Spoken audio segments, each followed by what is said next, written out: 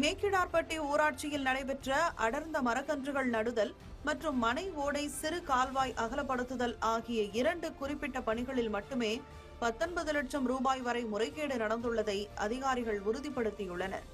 இதில் வட்டார வளர்ச்சி அலுவலர், துணை வட்டார வளர்ச்சி அலுவலர், திட்ட மேற்பார்வையாளர்கள் மற்றும் ஊராட்சி செயலாளர் ஆகியோருக்கு தொடர்பு இருப்பதாகவும் புகார் தெரிவித்தவர்கள் மிரட்டப்படுவதாகவும் கூறியுள்ளனர். இப்ப சமீபத்துல பாத்தீங்க அப்படின்னா மாவட்ட 100 நாள் சம்பந்தமா ஒரு புகாரை கொடுத்திருந்தோம்.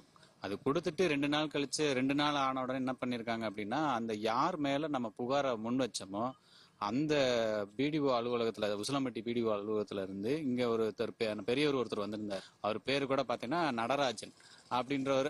அவரோட வீட்டுக்கு இங்க நம்ம யார் மேல புகார் கொடுக்குறோமோ அந்த நபரே அங்க போய் இந்த மாதிரி வாபஸ் வாங்கிக்கோங்க, ஏன் இப்படி என் மேல கம்ப்ளைண்ட் கொடுக்காதீங்க, நான் என்னோட வேலை போயிடும், உங்களுக்கு எவ்வளவு வேணும் அவ்வளவு, எவ்வளவு வேணுமோ நாங்க அவ்வளவு கொடுக்குறோம், காசு கொடுக்குறோம் அப்படின்னு சொல்லி பேசுறாங்க. நம்ம இங்க அலுவலகத்துல கொடுக்குறோம் அப்படின்னா அது அதிகாரப்பூர்வமா உயரதிகாரிகள் அந்த இடத்த ஸ்பாட் விசிட் பண்றதுக்கு முன்னாடியே இந்த மாதிரி கீழ்மட்ட அதிகாரிகள் இப்படி செய்யும் போது இவங்களை துறை ரீதியான நடவடிக்கை எடுக்கணும். இதே போன்று கள்ளிக்குடி